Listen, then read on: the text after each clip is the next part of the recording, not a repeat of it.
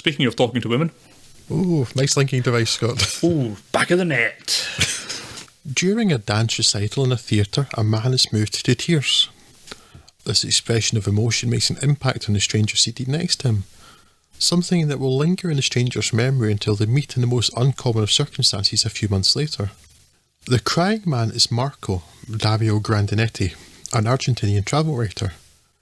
His attempts to write a profile for the newspaper El País of Lidia González Rosario Flores, the most famous female matador in Spain, end in failure for the article, but an unexpected success romantically. However, when Lydia is severely gored by a bull half a year later, Marco finds himself alone again, sitting watch over her comatose body in a Madrid clinic.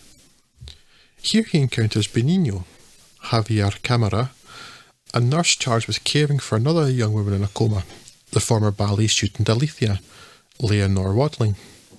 Benigno was the man sitting next to Marco at the recital, although Marco was unaware of him at the time. Marco confesses himself unsure of what to do about Lydia, but Benigno advises him simply to talk to her. Boom, title drop, or whatever Scott's been saying of late. As the two men spend their time at the clinic, they form a friendship, talking of travel and design, the joy and beauty of art, of women, of caring, of obsession. A revelation about Lydia causes Marco to leave and continue his work as a travel writer. And when he returns to Spain many months later, further shocking revelations await him. Alicia has been raped while comatose and is now pregnant, and her most devoted carer, Benigno, is the main suspect. And it is in prison that Marco re-encounters him.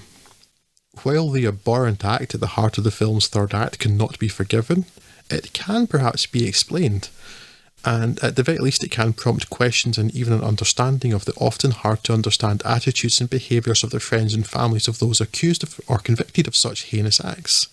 And it's that probably forms the heart of this film. Almodóvar is, of course, an auteur, but Talk to Her is one of the films where this is most keenly observed. He draws strong performances as per usual from his stars, but it's his script and composition that have the most profound impacts in this work. Hable con ella, Talk to Her, is calmer and less showy than many of Almodóvar's other works, but retains many of his signature traits, including theatricality and questions of identity and sexuality. As usual, he treats his subjects with compassion and warmth, and while perhaps he gives his characters enough rope with which to hang themselves, refuses to be their judge or executioner. That's a nifty trick to even attempt, let alone pull off, in a film that deals with the subject matters that Talk to Her does. Here he questions gender roles, and in particular the idea that nursing of others, the act, not the job, but that too, tears and emotion, even devotion, are feminine things. Music and eroticism have their place too, including a largely dialogue-free sequence in which Brazilian musician Caetano Veloso sings in a desert night, and a charged, lingering, sensual scene in which Lydia dons her matador garb, warrior-like, a ceremony that echoes priests dressing before Mass that has been seen in other Almodóvar works. There's even a 7-minute classic silent film included. Well, I say classic. Fake, obviously, featuring Paz Vega, that may feel to some like it doesn't belong, but it is pure Almodóvar, and that serves the purpose of potentially explaining how Benigno, if he is guilty, views his crime.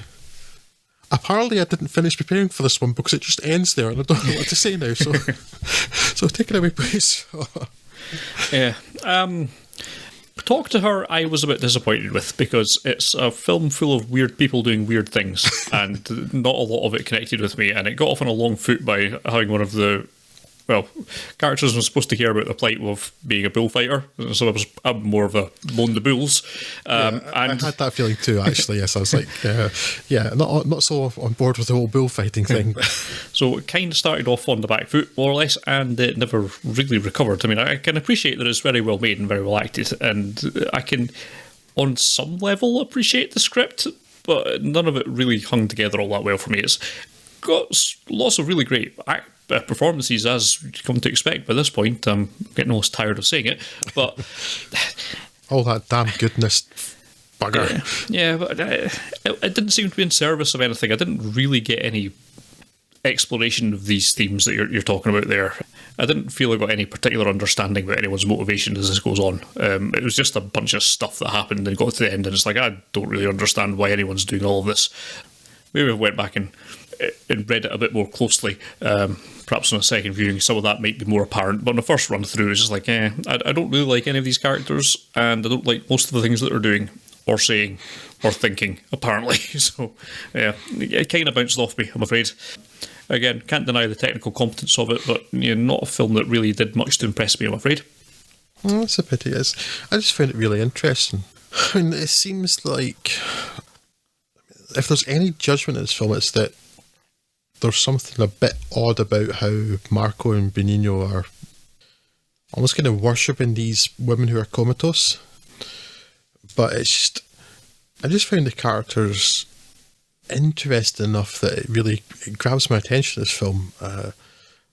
And it's because I do get pulled in by the characters that when things go wrong with Benigno, I'm like, oh no, please, no. It's and I just feel so disappointed.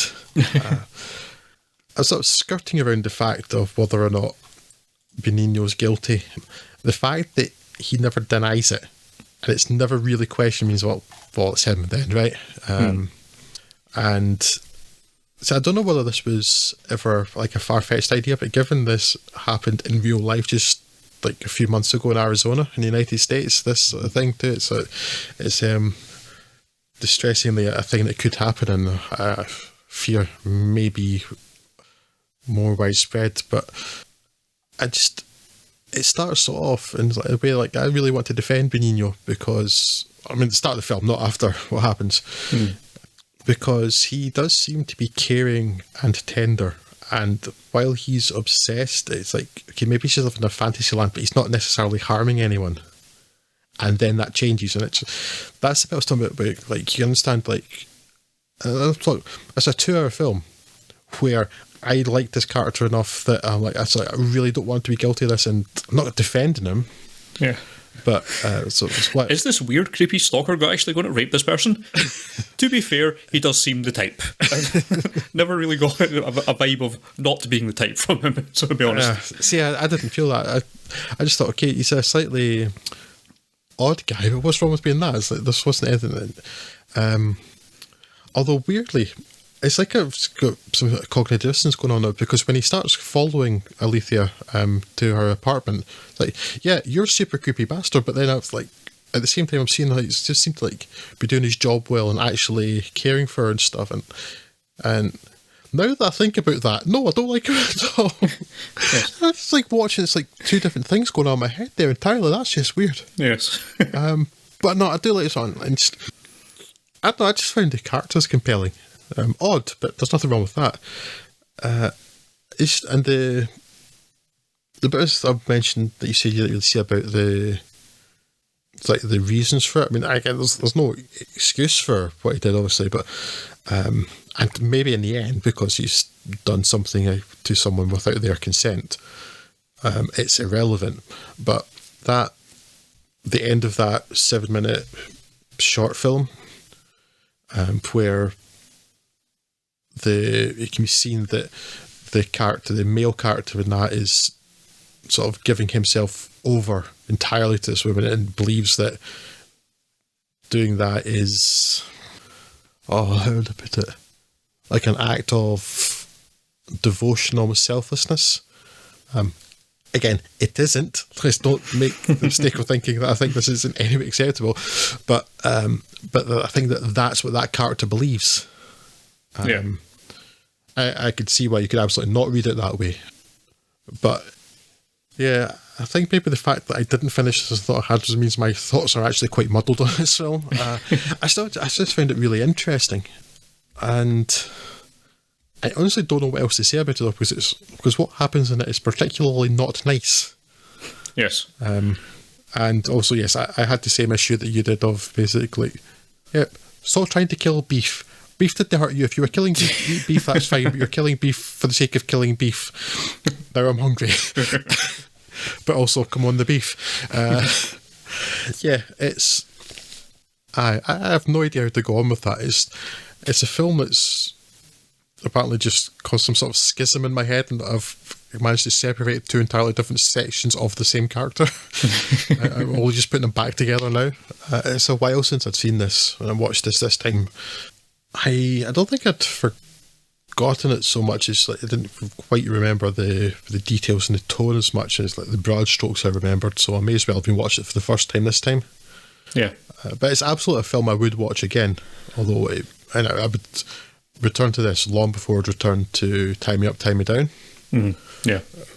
But of the films we're covering today, I suspect I would put it second bottom on the list of priorities.